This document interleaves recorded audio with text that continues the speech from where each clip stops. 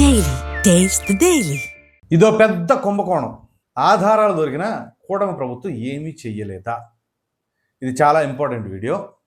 ప్రజలందరూ కూడా అర్థం చేసుకోవాలి. ఎందుకంటే రాజకీయాలు ఏ రకంగా ఉంటారు, బయటికి మామూలు కత్తులు కారాలు నూరినా చల్లుకున్నా కొన్ని విషయాల్లో కాంప్రమైజ్ అయిపోతారా అనే పరిస్థితికి వస్తుంది. నిజంగా కాంప్రమైజ్ అయ్యారు అని చెప్పేసి నేను అనలే, కానీ అక్కడ ఏం జరిగి ఉంటుందో లేకపోతే ఏం జరుగుతుందో అనే మీ అభిప్రాయాన్ని కామెంట్ సెక్షన్లో ఖచ్చితంగా వీడియో మొత్తం చూసిన తర్వాత తెలియచేయండి. ఇక విషయానికి వచ్చేసరికి మామూలుగా జగన్మోహన్ రెడ్డి గారి హయాంలో జరిగిన కుంభకోణాల గురించి మాట్లాడుకోవాల్సి వస్తే ఎన్ని వందల వీడియోలు చేసినా సరిపోదు అన్నట్లుగానే ఉంది. ఇప్పుడు కాదు, మీకు గుర్తున్నట్లయితే నేను 2022 స్టార్టింగ్ నుంచే, అంటే దాదాపుగా 4 ఏళ్ల క్రితమే చెప్పాను, ఇది చాలా పెద్ద కుంభకోణాలు జరుగుతున్నాయి అని చెప్పేసి. అది ఏమిటి అంటే జగనన్న ఇల్లు. ఈ జగనన్న ఇల్లు అనే పేరు మీద ఎంత దారుణమైన కుంభకోణం అంటే రాష్ట్రంలో ఉన్న 175 నియోజకవర్గాల్లోనూ జరిగింది కుంభకోణం. అయితే అందరూ ఎమ్మెల్యేలు చేశారా, ఎమ్మెల్యేల పేరు మీద ఇంకెవరైనా చేశారా, ఏదైనా జరిగి ఉండొచ్చు. కానీ ఒక నియోజకవర్గంలో తప్పు జరిగింది అంటే ఆ ఎమ్మెల్యేల బాధ్యతే కదా.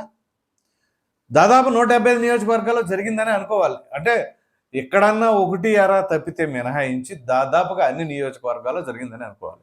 ఇంతకీ ఏంటంటే ముందు ఏమిటది, ఎంతమంది లబ్ధిదారులు ఉంటే అంత బెనిఫిట్ అయినట్టే. ఎవరికి? ఆ ఎమ్మెల్యేలకు కావచ్చు, లేకపోతే ఆ నియోజకవర్గ ఇన్ఛార్జీలకు కావచ్చు, ఇంకా పైకి ఎవరికైనా చేరవేస్తే వాళ్ళకైనా కావచ్చు. సో ఏంటి, ఉదాహరణకు ఒక నియోజకవర్గం ఉందనుకోండి. ఒక్కో నియోజకవర్గంలో 2 మండలాలు 3 మండలాలు జియోగ్రఫికల్గా అక్కడ ఉన్న పాపులేషన్ బట్టి ఆ మండలాలను బట్టి ఉంటుంది. సో అక్కడ ఆ మండలాల పరంగా చూసుకున్నట్లయితే 3 మండలాలు 2 మండలాలు ఉంటాయి. ఒక్కొక్క మండలానికి ఆ లబ్ధిదారులందరికీ ఒక్కొక్క స్థలం కేటాయించారు అనుకుందాం. మండల వారీగానే కదా.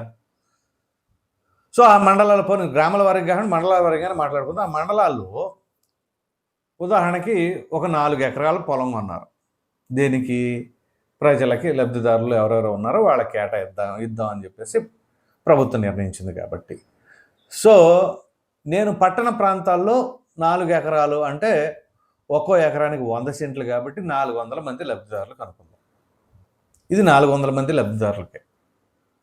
సో అంటే ఇక్కడ జగన్మోహన్ రెడ్డి గారి హయాంలో ఆయన ఏం చెప్పాడు, 25 లక్షల మంది, తర్వాత మరలా పెంచారు 30 లక్షల మంది అని చెప్పేసి. 30 లక్షల మందికి లేకపోతే ఇంక భవిష్యత్తులో ఏ ఒక్కరు కూడా ఇల్లు లేదు అని ఏలెత్తకూడదు, చెయ్యెత్తకూడదు అనే తరహాలో అని చెప్పారు. అబ్బా, జగన్మోహన్ రెడ్డి గారు ఎంత మంచివాడు, ఇన్ని దశాబ్దాలుగా పాపం ఇల్లు లేకుండా ఉన్న వాళ్ళకు కూడా ఇల్లు ఇచ్చేస్తున్నారు అని చెప్పేసి జనాలు అనుకున్నారు. నిజమేనేమో అని తీరా కట్ చేస్తే అసలు రంగు బయటపడింది. అదేంటి, ప్రతి నియోజకవర్గంలో జగనన్న ఇల్లు అనగానే ఒక ఎకరం అనుకోండి, ఫర్ ఎగ్జాంపుల్ ఎకరం కింద నేను చెప్తున్నా, ఈ ఎకరం ఆ ఊరు ఆ ప్రాంతాన్ని బట్టి ఆయా మార్కెట్ ఉంటుంది. ఒక 20 లక్షలు ఉంటుంది అనుకోండి ఎకరం, మాట వరుసగా చెప్తున్నా. 20 లక్షలు ఉండదాన్ని 45 లక్షలు, కనీసం 35 లక్షలు చేసి ప్రభుత్వం చేత కొనిచ్చడం. ఆ రైతుకి ఎంత ఇస్తారు? ఆ 20 లక్షల రేటే ఇస్తారు. ఇంకా గట్టిగా మాట్లాడితే 60 లక్షలు కూడా కాదు, 15 లక్షలు చేసుకో, మన ప్రభుత్వం మన పార్టీ అది ఇది అని చెప్పేసి చెప్పినా చెప్పొచ్చు. పోనీ మార్కెట్ రేట్ ప్రకారంగానే ధర్మంగానే ఇచ్చారనుకుందాం 20 లక్షలు. ఆ 15 లక్షలు స్వాహ. అది ఎవరెవరు తిన్నారు అనేది మనకు తెలియదు. మళ్ళీ అది ఎమ్మెల్యే దాకా వెళ్తుంది, ఎమ్మెల్యే అనుచరులు ఉండొచ్చు, అక్కడ స్థానికంగా ఉన్న సర్పంచ్ అయ్యి ఉండొచ్చు, ఎంపీపీలు, ఎంపీటీసీలు, జెడ్పీటీసీలు, మొత్తం ఇక తిలాపాపం తలా పిడికను కొని ఆ రకంగా ఇలా దాదాపు అన్ని నియోజకవర్గాల్లో జరిగింది. అయితే దీనిపైన విజిలెన్స్ అధికారులు దర్యాప్తు చేస్తూ ఉన్నారు. అసలు బయటపడిన అంశాలు ఏంటో తెలుసా? వాస్తవంగా ఇప్పుడు ప్రభుత్వం దగ్గర గణాంకాలు ఉంటే బయటకు తీయాలి. ఎంతమందికి ఇల్లు అప్పచెప్పారు పూర్తి చేసి. జగన్మోహన్ రెడ్డి గారు 3 ఆప్షన్లు ఇచ్చారంట, అప్పుడు గుర్తుందా మీకు? 1, మీరే కట్టుకోండి, నేను డబ్బులు ఇస్తా. 2, నేను మెటీరియల్ సప్లై చేస్తా. 3, మొత్తం నేనే కట్టిస్తా. ప్రజలందరూ ఏమన్నారంటే, మా దగ్గర డబ్బులు ఉంటే మేము ఎందుకు కట్టుకోము, మా దగ్గర డబ్బులు లేవు అన్నారు. ఇక మొత్తం మీరే కట్టండి అంటే మా దగ్గర ఇప్పుడు ఖజానా లేదు అని చెప్పేసి రాష్ట్ర ప్రభుత్వం చెబుతా ఉంది. సో ఈ రెండింటికి మధ్యస్థంగా ఉన్నదేంటి, మెటీరియల్ మేము సప్లై చేస్తాము, మీరు తీసుకోండి, కట్టించుకోండి అని. సో ఇప్పుడు గణాంకాల ప్రకారంగా వీళ్ళు తెలిసింది ఏంటి అంటే 16,38,169 ఇళ్ళు పూర్తి చేసేసాం అని చెప్పేసి వైసీపీ అప్పట్లో ప్రభుత్వంలో ఉండగా చెప్పింది. అందులో 7,81,808 ఇళ్ళు ఫైనల్గా పూర్తయిపోయినాయి అని చెప్పి సబ్మిట్ చేసింది. సబ్మిట్ చేస్తే ఇందులో ఏంటి అంటే విచిత్రమైన విషయం, ఇక్కడ మామూలుగా సిమెంట్ అవసరంగా, మరి ఆ సిమెంట్ ఏ బ్యాగులు సప్లై చేశారేంటో తెలియదు, కానీ మామూలుగా మార్కెట్ రేటు కంటే 10 రూపాయలు అదనం, 10 రూపాయలు ఎక్స్ట్రా చేసి కొనడం సిమెంట్. ఎందుకు కొనాలి? అసలు ప్రభుత్వానికంటే ఇంకొంచెం తగ్గించి ఇవ్వాలి ఆ సిమెంట్ కంపెనీలు. మరి 10 రూపాయలు అదనంగా ఏంటి? మళ్ళీ ఇదొక స్కాము. సో ఇవి కాకుండా దీనికి వాళ్ళు బిల్లులు పెట్టుకున్నది ఎంతో తెలుసా? 14 కోట్ల బిల్లు చేసేసుకున్నారు. ఏది? ఈ 7,81,000 ఇల్లు వీటికి.